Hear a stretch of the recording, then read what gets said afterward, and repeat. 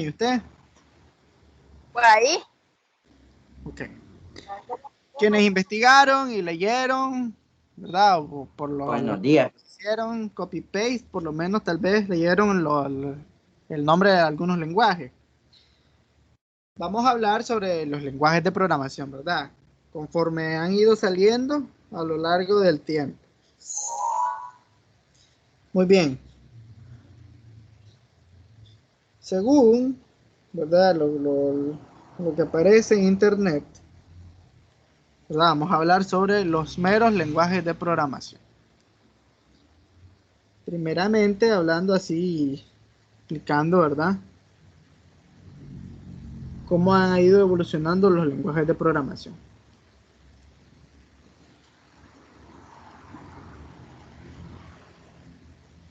Muy bien. Entonces, miremos acá.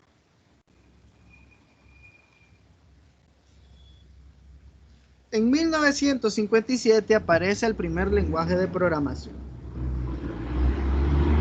¿Verdad? ¿Quiénes leyeron? A ver, levanten la mano. ¿Quiénes leyeron los lenguajes de programación? A ver, Noreli dice que lo hizo bien, porque fue la primerita que me entregó el trabajo. ¿Y el resto?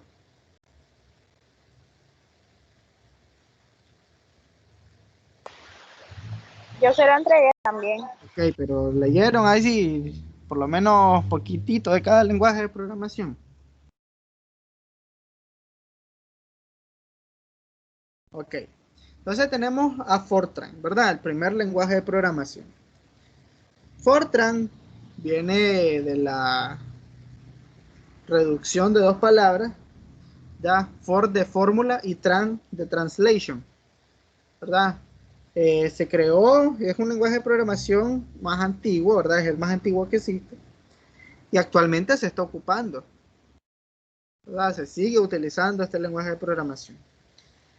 Se creó, bueno, lo creó un brother llamado John Barkov, ¿verdad? Y se desarrolló principalmente para la computación científica de alto nivel, matemáticas y estadísticas.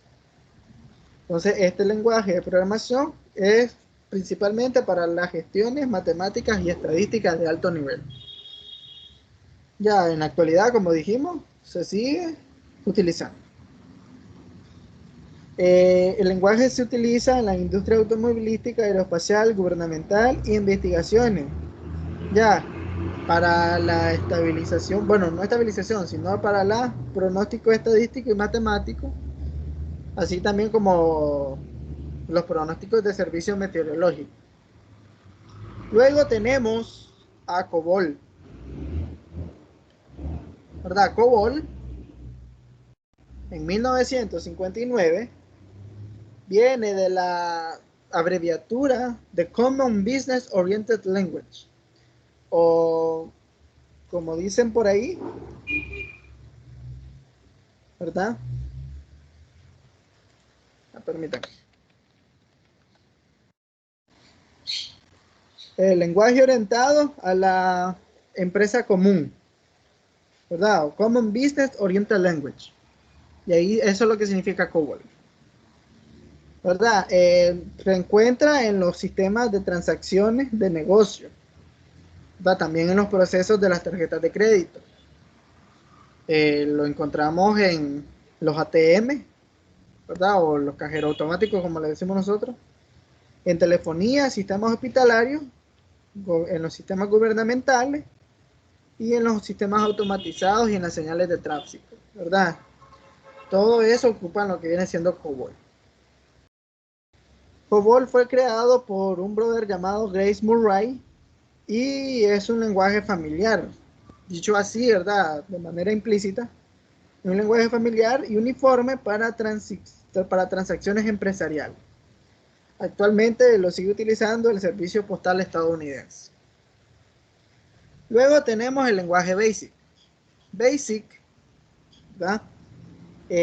Lo creó, bueno, fue creado por unos estudiantes del Dartmouth College y es denominado como el Beginner's Output Port Symbolic Intrusion Code, ¿verdad? O traducido al español, código de instrucciones y símbolos de alto propósito para principiantes. Repito, código de instrucciones simbólicas para alto propósito para principiantes. Se diseñó como un lenguaje simplificado para aquellos que no tenían bases fuertes o conocimientos fuertes para técnicos o matemáticos. Ya, es una versión, hay una versión modificada, escrita por Bill Gates y Paul Allen, que llegó a ser un primer producto de Microsoft, ¿verdad? Y esa versión modificada se vendió para lo que nosotros conocemos el Altlier. Luego apareció C. C se desarrolló entre 1969 a 1973. Ya entre el transcurso de esos tiempos fueron pasando patentes del lenguaje. Fue creado por Dennis Rich para los laboratorios de teléfono, ¿verdad? Para utilizarlo en los sistemas Unix de esa compañía. Se le llamó C porque sus características derivan del lenguaje anterior llamado B. Es un lenguaje, ¿verdad?, del mismo laboratorio, pero C, como decir, una versión más fuerte que la B que tenía en ese entonces Bell Telephone. Y C llegó a ser tan poderoso, ¿verdad?, que el mero sistema Unix, ¿verdad?, todo el núcleo Unix se reescribió utilizando el lenguaje C. Y de hecho, todo lo que viene siendo el sistema Linux está basado en el lenguaje C. Luego aparece Pascal. Pascal en 1970, como lo habíamos visto en diapositiva pasada, fue creado por Niklaus Wirth. No sé si se acuerda, ¿verdad? En la diapositiva pasada hablábamos sobre ese señor, ¿verdad? Se creó, ¿verdad?, y se desarrolló como una herramienta de enseñanza y formación, ya que tiene, ¿verdad?, un uso meramente comercial. La aplicación Skype de Microsoft está desarrollada por Pascal, ¿verdad?, en Pascal. Luego tenemos C++. C++, ¿verdad?, ahí mismo en los laboratorios Bell Telephone, ¿verdad?, el brother Björn Structup, no sé cómo se pronuncia, modificó el lenguaje C y de ahí salió el lenguaje C++, creando lo que nosotros, bueno, lo que el mundo de la programación considera el lenguaje más popular, el lenguaje de programación más popular que ha existido. Ya, además que este lenguaje C++ ha sido listado en el top 10 de los lenguajes de programación, en el top 10 en el lenguaje de programación desde 1986. Y en el 2001 fue archivado, ¿verdad?, en el Salón de la Fama de los lenguajes de programación. Hoy en día Mozilla Firefox lo utiliza. Las aplicaciones de Office están desarrolladas en él, en C++. Y algunas aplicaciones de Adobe, como Adobe PDF Reader, están desarrolladas en C++. Luego tenemos lo que viene siendo Perl. Perl en 1987, ¿verdad? Un programador de Unix llamado Larry Wall creó Perl, ¿verdad?, porque él estaba intentando extraer datos de un informe. Y al darse cuenta que el sistema Unix que estaba llevando a cabo no podía realizar lo que él necesitaba, realizó las operaciones, ¿verdad?, necesarias que él tenía a cabo para hacer. Entonces de ahí creó lo que viene siendo Perl, ¿verdad? Practical Extraction Report Language, o lenguaje de reporte y extracción practical, ¿verdad? Entonces se creó con ese fin, ¿verdad? Porque él necesitaba extraer los datos de un informe. Entonces de ahí creó ese lenguaje de programación ya para que realizara su trabajo. Entonces ahí en un lenguaje se le denomina como un lenguaje ¿qué? consigue que hagas tu trabajo. Ya, si miran ahí, hace referencia a lo que miramos al inicio. Él le dio solución a un problema. Luego tenemos en 1991 el lenguaje llamado Python. Python, ¿verdad? Creado por Guido van Rossum, lo creó para solucionar problemas en el lenguaje ABC. Y actualmente se sigue utilizando este lenguaje. Ya lo ocupa lo que es la NASA, lo ocupa Google y lo ocupa YouTube. Luego vino Visual Basic. En 1991, el mismo año, Microsoft lanza, ¿verdad? Por medio de su desarrollador Alan Cooper, este lenguaje llamado Visual Basic. Ya viene trayendo lo que viene utilizando el lenguaje anterior, Basic, solo que administrado de manera visual. Ya se presentó en 1991 para hacer lo que viene siendo el ambiente de desarrollo, o en todo caso lo que nosotros conocemos como lo que son ya la interfase gráfica. Luego en 1993 aparece el lenguaje Ruby. El lenguaje Ruby, ¿verdad?, se creó por Yukihiro Matsumoto. Yukihiro Matsumoto, ¿verdad?, utilizó los lenguajes de Perl, Eiffel, Ada, ¿verdad?, y creó llamado Ruby. Luego tenemos a PHP. PHP, a ver, allí lo hice. PHP, ¿verdad?, lo desarrolló Ramus Lerdov para reemplazar algunos scripts de Perl, ¿verdad? Estos scripts se usaban para mantener su web personal. Entonces, para él, ¿verdad?, reemplazar algunos scripts, él creó este lenguaje llamado PHP. Hoy en día se utiliza para hacer lo que es la arquitectura web integrada. Ya la arquitectura web se desarrolla con PHP. Y actualmente 20 millones de websites ocupan lo que viene siendo PHP. De hecho, Facebook está basado o está escrito en PHP. Luego tenemos el lenguaje Java. El lenguaje Java, ¿verdad?, lo creó un grupo de desarrolladores llamado Sun Microsystems. Este grupo fue liderado por James Gosling. Y el principio de crear Java, ¿verdad?, fue para arrancar los decodificadores de un televisor interactivo. Hoy en día Java está presente en cualquier sistema electrodoméstico y en cualquier sistema que ocupa tecnología actual, ¿verdad? De hecho, todo celular está basado en lo que viene siendo Java. Ya todo Android lleva Java, todo iPhone lleva Java.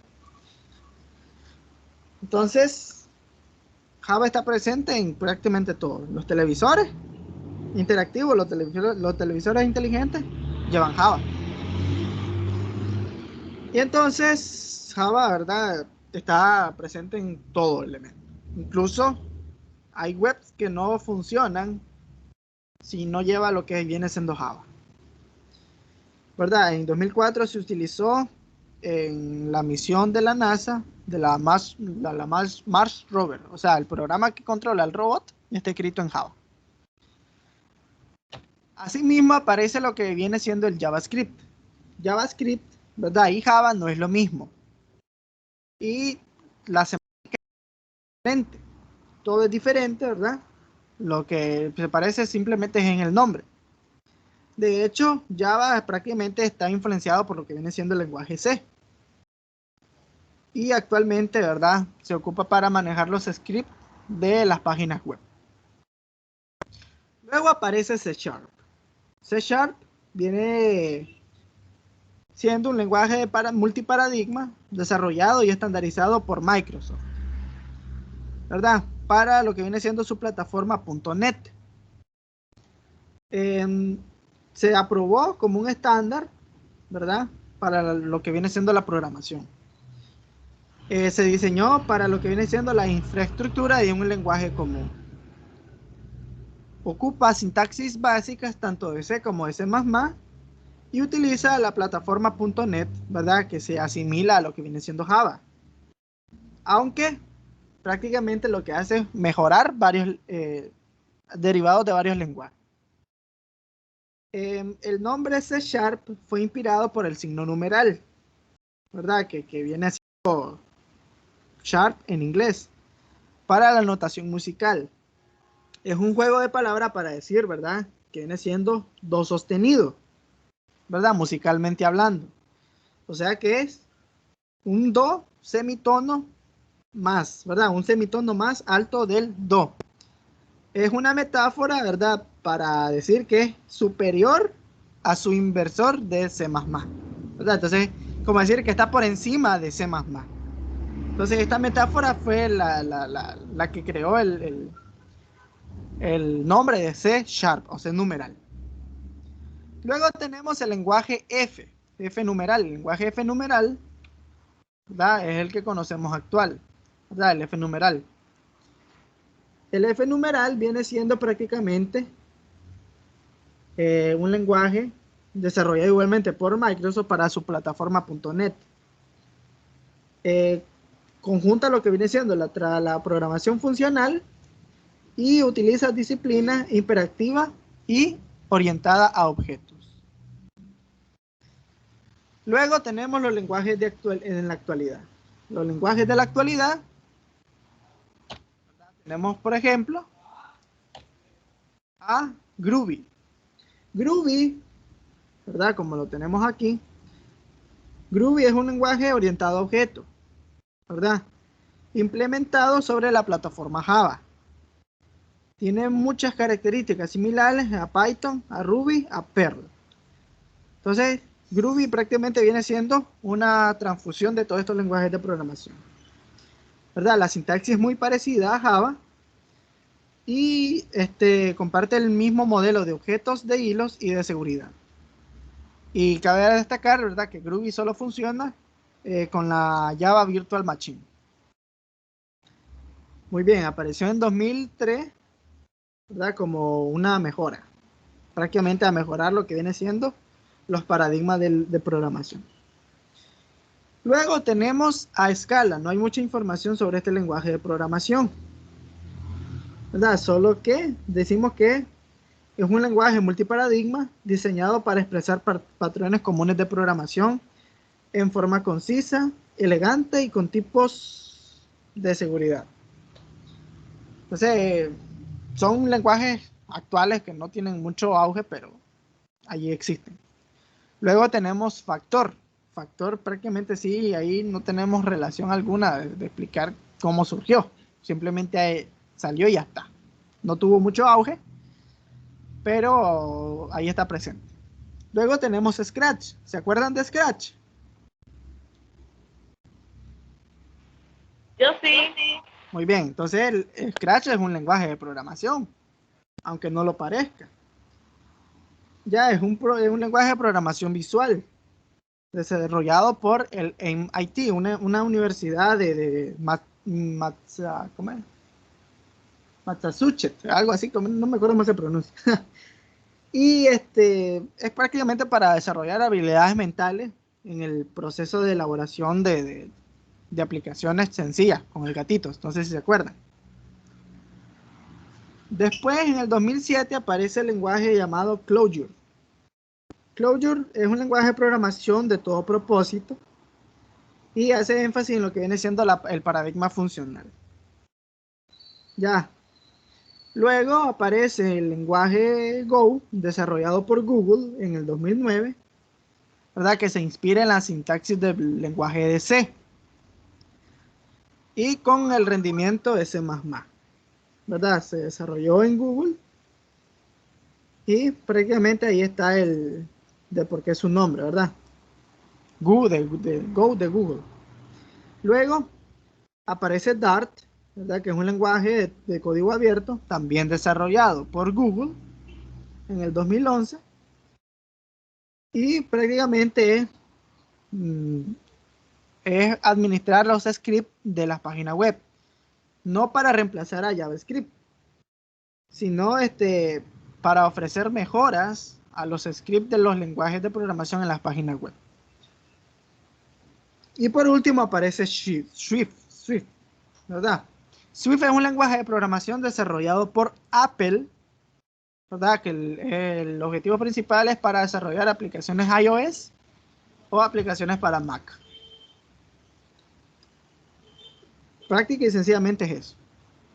Ahora, se preguntarán ustedes, ¿qué lenguaje de programación vamos a aprender nosotros?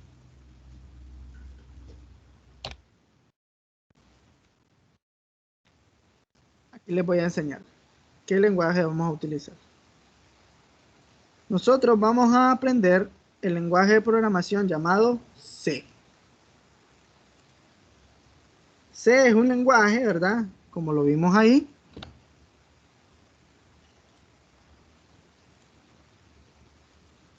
A ver, vamos a ver aquí. C es un lenguaje de programación desarrollado en los laboratorios Bell Telephone. Ya tenemos ahí programación en C. Entonces ya hemos visto, ¿verdad? Que es un lenguaje de programación de todo propósito, ¿verdad? Desarrollado en los laboratorios Bell para allá de 1969 y 1972. El lenguaje anterior, ¿verdad? Es un predecesor del lenguaje B del mismo laboratorio Bell basado en BCLP. Aquí tenemos para trabajar en C utilizamos lo que son librerías. Vayan tomando nota. Un compilador, en este caso DevC++, que es el que vamos a utilizar nosotros, contiene ciertos archivos llamados bibliotecas, o comúnmente se le llaman como librerías.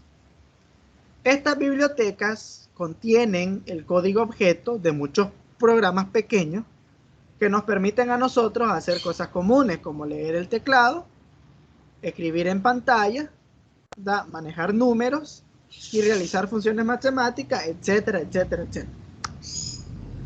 ¿Cómo administramos librerías? Si miran acá, ¿verdad? Tenemos el ejemplo de cómo administrar las librerías. Se pone el signo numeral, la palabra include, y entre los signos de mayor y menor se pone el nombre de la librería a utilizar. En este caso nosotros vamos a estar utilizando estas dos librerías, ¿verdad? Que es la librería stdio y la librería stdlib.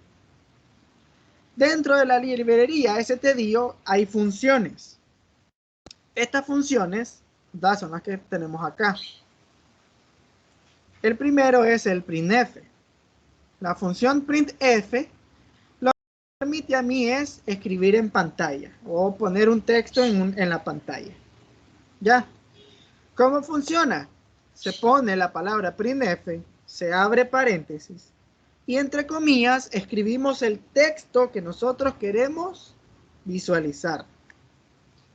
Luego tenemos lo que viene siendo el scanf. El scanf lee lo que uno escribe por teclado para asignarlo al valor de una variable. ¿Cómo funciona? Se pone scanf, ¿verdad? Se pone el tipo de datos que vamos a leer y después se pone el nombre de la variable que vamos a darle valor. Más adelante lo vamos a ver. Después en la librería stdlib vamos a utilizar la función system. Miren qué dice, qué hace la función system. Para usar comandos De CMD, ¿verdad? Entonces, vamos a relacionar lo que vimos el bimestre pasado con lo de ahorita. Muy bien. Entonces, ¿cómo funciona la función system? Se pone el nombre de la función, ¿verdad? Que en este caso es system. Y entre comillas, escribiríamos el comando que queremos utilizar. Muy bien. Entonces, ahí estamos ahí con lo que viene siendo las librerías. Ahora, vamos a abrir el programa que vamos a utilizar. Más adelante les voy a explicar también qué aplicación vamos a utilizar en el celular. Vamos a trabajar desde el celular, ¿verdad? Para las personas que no tengan computadora. Las que tienen computadora van a utilizar ¿verdad? Este programita que es muy sencillo. Este programita es llamado el DevC++. Es el compilador para trabajar los archivos de C++, ¿verdad? Para trabajar un archivo nuevo, ¿verdad? Se viene aquí donde dice archivo nuevo y agarramos el que dice archivo fuente. O de un solo, tenemos aquí el enlace, ¿verdad? Para abrir un archivo nuevo, ¿verdad? Y le damos aquí archivo fuente. O de un solo presionamos control N para abrir un archivo fuente. Muy bien, vamos a insertar las librerías. Entonces tenemos la librería include. A ver, esto no. Tenemos la librería include, stdio y la stdlib. Entonces, ¿cómo lo hacemos, verdad? Numeral. Ponemos la palabra include y entre los signos de menor y mayor el nombre de la librería. Entonces, la primera que vamos a utilizar es la stdio.h.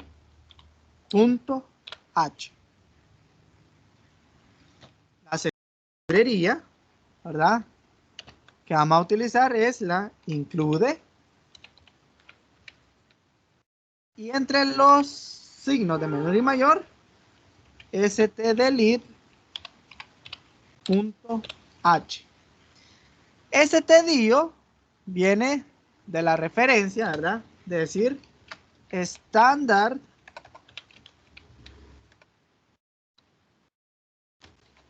input output. ¿Qué significa input?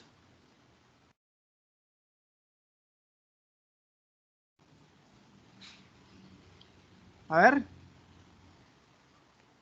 Lo hemos estado viendo en las clases pasadas, cuando estábamos hablando de los dispositivos de entrada y salida. ¿Se acuerdan?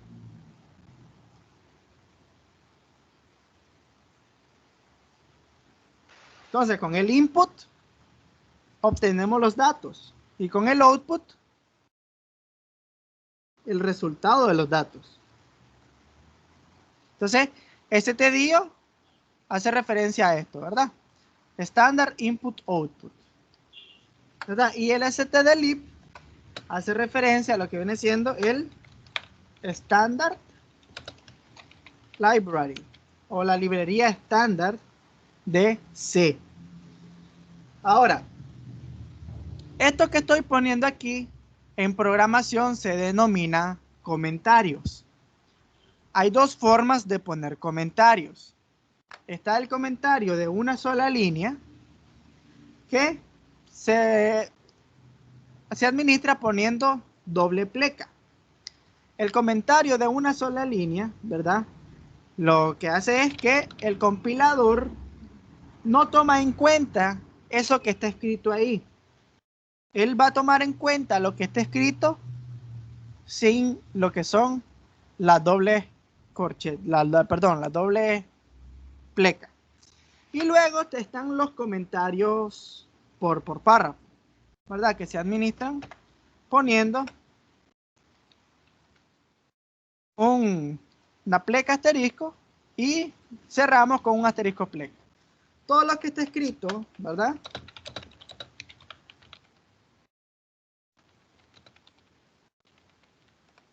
Todo lo que está escrito entre estos dos elementos se van a denominar comentarios. Y lo que está escrito entre, ¿verdad?, después. A ver, me están llamando.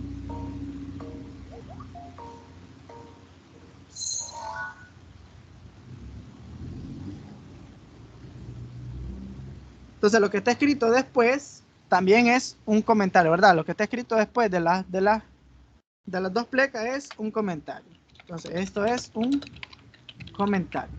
Entonces, muy bien. Tengo que explicar esto, ¿verdad? Porque a cada rato voy a estar poniendo lo que son comentarios para que sepan cada elemento que estoy haciendo. Muy bien. Luego, a ver, vamos a poner aquí, ¿verdad? incluimos las librerías. Es lo principal, ¿verdad? Permítame, voy a hacer un cambio de pantalla para que estemos más ordenaditos.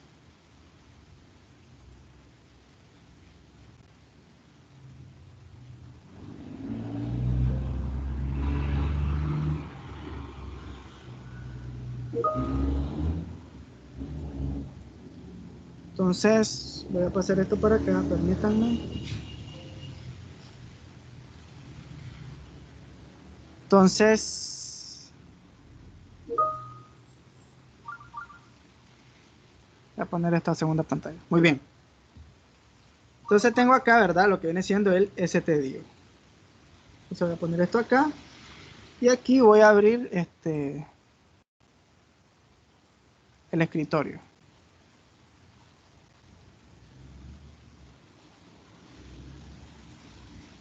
Muy bien. A ver ahí. Sí logran ver bien, ¿verdad? ¿Se lee bien ahí? Sí. Sí. Ok. Bueno, entonces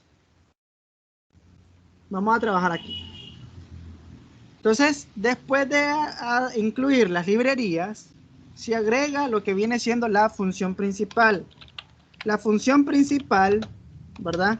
Es la que le va a decir al compilador, hacer todo lo que yo tenga como instrucciones. Para declarar la función principal, se pone la palabra int main y dentro de paréntesis la palabra void. Para especificar, ¿verdad? Que es un evento vacío. Y se abre lo que son las llaves. Dentro de las llaves van a ir todo el código que yo asigne, ¿verdad? A mi programa. En este caso voy a mostrar un mensaje. Voy a poner un texto que diga, hola, esta es una prueba de programación en C.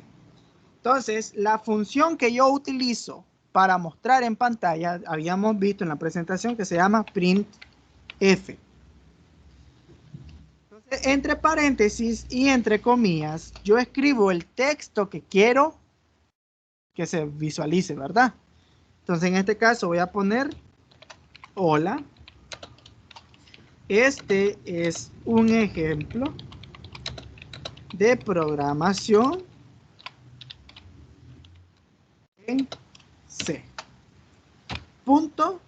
Y tengo que finalizar siempre con un punto y coma. El punto y coma lo que le está diciendo es al compilador que esa instrucción va a finalizar allí. Y luego, ¿verdad? Tengo que asignar un valor de retorno para que la aplicación diga, me voy a cerrar. Pero vamos a hacer esto más pequeñito. Ahí. Vamos a verlo aquí en detalles. Listo para que se visualice. Muy bien.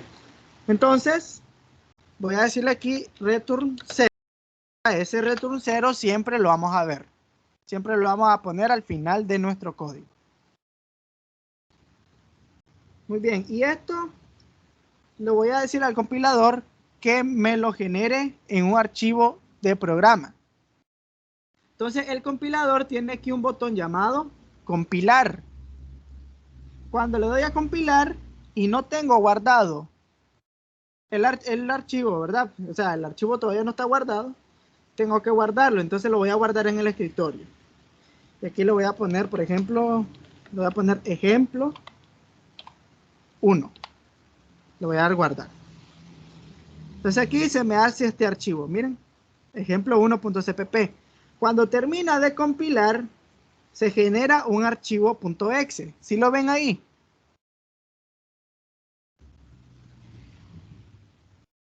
Sí, sí, sí, sí. Este archivo, ejemplo 1.exe, ¿sí lo ven ahí? Sí. Muy bien. Entonces, ese archivo .exe es el archivo ejecutable. En el compilador, yo le puedo dar a la opción ejecutar para visualizar cómo se ejecuta, ¿verdad? Cómo se ve el programa. Entonces, cuando lo doy a ejecutar, se me abre lo que viene siendo el archivo, ¿verdad? Del programa. Entonces, ahí está el mensaje que yo le puse, ¿verdad? Que quiero que se visualice en la pantalla. ¿Ya lo vieron? Ahora, ¿por qué se ve así? Este prácticamente se ve así porque recuerden que este lenguaje trabaja con el Unicode. El Unicode no administra, perdón, el Unicode no administra lo que vienen siendo acentos. Muy bien. Entonces, esto es, así se visualiza si yo lo ejecuto desde el compilador. Pero si yo lo quiero ejecutar meramente desde el archivo ejecutable, cuando yo le doy doble clic, él hace como que se quiere abrir, pero se cierra. Este programa se carga como que yo lo esté ejecutando desde el CMD o desde el símbolo de sistema. ¿Qué comando nosotros utilizábamos para que nuestro procesamiento por lote no se cerrara al momento? Pause, no. Exacto. Entonces aquí le voy a agregar ese comando. Antes del return 0, le voy a agregar el comando pause. Entonces, con la función system, entre paréntesis y comillas, yo agrego el comando de CMD. En este caso sería el comando pause, ¿verdad? Y pongo el punto y coma. Entonces lo voy a compilar, ¿verdad? Aquí con el botón compilar. Y el archivo se elimina y se genera uno nuevo, ¿verdad? Entonces, si yo ahora lo ejecuto, vamos a ver aquí, voy a ejecutarlo. Ah, bueno, lo puse mal, puse pause, es pause. Lo vamos a compilar de nuevo. Ok, listo. Entonces, si ahora lo ejecuto, ¿verdad? Miren, ahí está la ejecución del archivo. Ahora, ¿por qué se ve así?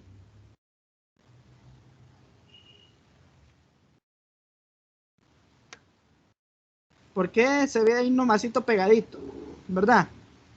En programación hay algo que se le llama salto de línea, que es prácticamente un elemento que me permite a mí poner el siguiente texto hacia la línea de abajo, ¿verdad? Entonces, el salto de línea lo administramos con una, ¿cómo se le llama? Una pleca invertida y una N, ¿verdad? Pero si nosotros no queremos que se visualice el texto, ¿verdad? En el comando pause podríamos agregar un elemento para que no se visualizara el texto. ¿Se acuerdan de eso? Hecho off, creo que era. No. Se ponía el pause. Se ponía algo Null. después del pause. Exacto. Están on fire. ¿Sí se acuerdan? Lo vamos a compilar. Y vamos a ver. Ahora se ejecuta. Ah, bueno, vamos a cerrar el proceso anterior. Bueno, ya terminó la compilación. Entonces, ahora miren. Ahí está el programa. Y aparece la función pause, pero no aparece el mensaje, porque le pusimos que apuntar a null para que no mostrara el mensaje. Pero ahí está la ejecución. ¿Ya lo ven?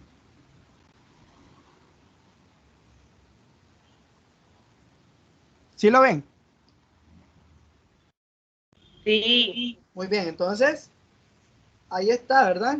Yo le dije a la computadora, mostrame este texto, ¿verdad? Entonces, con la librería stdio, utiliza el printf, la función printf, para mandar a la pantalla, en este caso aquí, en esta ventanita, el mensaje que yo quise que se visualizara. Entonces, el salto de línea, como se lo dije, ¿verdad? El salto de línea se administra con este elemento, ¿verdad? Que es la pleca invertida N. Esto es lo que administra el salto de línea. Entonces, si por ejemplo, quiero que después del hola el texto, este es un ejemplo, aparezca hacia abajo, entonces yo después del punto pongo la pleca y una N. Entonces si yo lo compilo, ¿verdad? Y ahora lo ejecuto, vamos a esperar que se termine de compilar, ya se compiló, ¿verdad? Y vamos a ejecutarlo.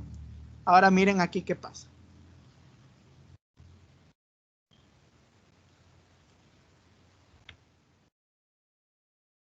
Ven que todo está en una sola línea aquí, ¿verdad? En el printf todo está escrito en una sola línea. Pero como yo le quise administrar un salto de línea, hola, yo le puse un pleca n. Entonces el compilador le está diciendo, vas a mostrar esto y a la siguiente línea hacia abajo vas a mostrar este otro mensaje. Entonces se muestra el hola y hacia abajo muestra el siguiente texto. Entonces ya aquí aparece el icono del pause, ¿verdad? Abajito. Quiero que este aparezca hacia abajo, que aparezca aquí. Entonces después del C, ¿verdad? Después del punto de acá tengo que agregarle un salto de línea. Entonces vamos a agregárselo aquí. ¿Verdad? Hago la pleca N. Es una pleca invertida. Esta pleca se pone con Alt más 92. ¿Verdad? Para que ya sepan. Entonces vamos a compilarlo de regreso, ¿verdad? Lo vamos a volver a vamos a esperar que se termine de compilar. Ya lo compiló y vamos a ver cómo se visualiza. Ahora miren acá.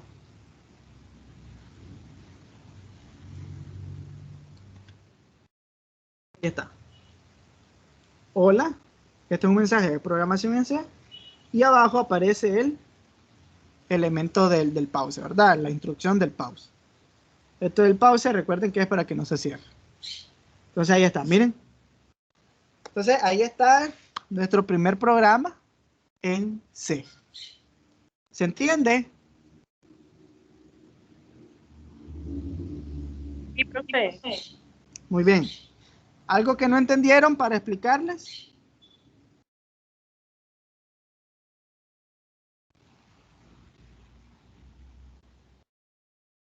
A ver, ¿algo que no Profe, hayan entendido? no va ahorita, pero la aplicación que usted dijo no va a decir el nombre y no va a tener Exacto. GPS. Yo se los voy a subir el instalador a los archivos de la clase. Les voy a hacer un video para que sepan cómo instalarlo y cómo abrir el programa. Eso para los que están en la computadora. Para los que están en el celular, igualmente les voy a hacer un video, ¿verdad? De cuál aplicación van a utilizar, ¿verdad? Y sepan cómo trabajar desde el celular. Ahora de aquí, ¿quién tiene iPhone de aquí? O sea, ¿quién tiene como celular personal un iPhone?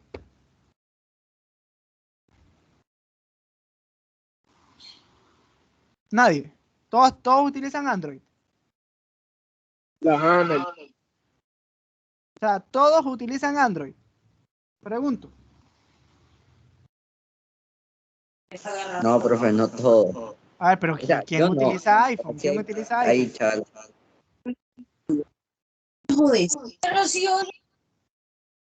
Entonces, bueno, entonces no me dicen nada. Entonces, con los de Android vamos a trabajar con una aplicación y con los de iPhone vamos a trabajar desde una página web, ¿verdad? ¿Qué es lo que ustedes me van a entregar como trabajo? Siempre me van a entregar este archivo, el archivo CPP. El archivo CPP es el archivo que va a tener el código fuente del programa. Y es lo que yo voy a poder visualizar. Ya. Si ustedes lo cargan al Teams, ¿verdad? Si ustedes lo cargan al Teams, se va a poder visualizar de manera directa, ¿verdad? Ya espaciado con lo que viene siendo los saltos de línea. Ustedes son el B, ¿verdad? Ah, no, aquí el A. No, Entonces, voy a cargarle aquí ese mismo archivo para que lo visualicen cómo se va a ver, ¿verdad? Aquí en el escritorio. Entonces, al usted entregarlo, ya prácticamente se va a visualizar el código. Si miren ahí, agarra el icono de archivo de programación. Entonces, al ustedes abrirlo, ya lo van a ver con su salto de línea, con colorcito bonito. Van a ver cómo se ve aquí. Ya, miren. Ya se ve todo bonito, con saltos de líneas, con texto, con los colores, para especificar. Lo de verde son los comentarios, ¿verdad? Si miran ahí, ya, pues ya agarra el color de los includes, ¿verdad? La librería las pone de otro color. Las funciones, pues, las pone de un color diferente, y en este caso, ¿verdad? Entonces, todo eso lo administra el mismo Teams. Entonces, ese archivo CPP que ustedes van a hacer es el que me entregarían como su tarea. Ya, yo les voy a dar a estar haciendo las indicaciones, qué es lo que van a hacer ustedes. Entonces, ustedes realizan el código fuente, ¿verdad? Que viene siendo lo que hicimos en C++, aquí en DevC++, para trabajar, ustedes hacen el trabajo, ¿verdad? Y les va a generar el archivo CPP. Entonces, el archivo CPP es el que ustedes me entregarían. Muy bien. Entonces, para la otra clase, vamos a trabajar con las variables. Ya, ¿qué era una variable? ¿Quién me acuerda? ¿Quién se recuerda? Así ya para terminar la clase. Lo vimos la semana pasada. A ver si tomaron nota.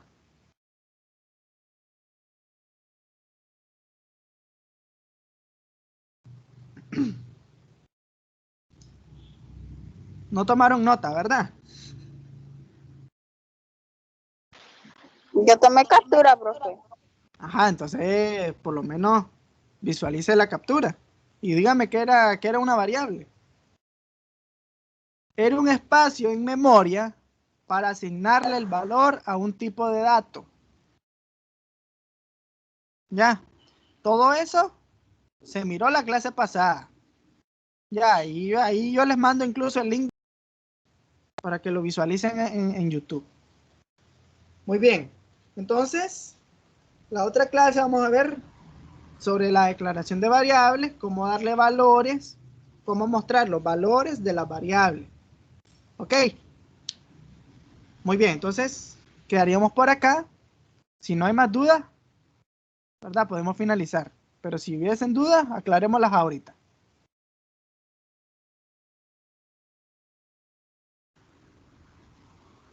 Yaicelia, Génesis Teresa, Dalesca. No, No, profe, mi única duda era eso, sobre lo del instalación del programa. producto. Sí, del Bueno, programa, perdón. sí, yo les voy a mandarle el archivo y les voy a enseñar cómo descargarlo y cómo instalarlo. Ok.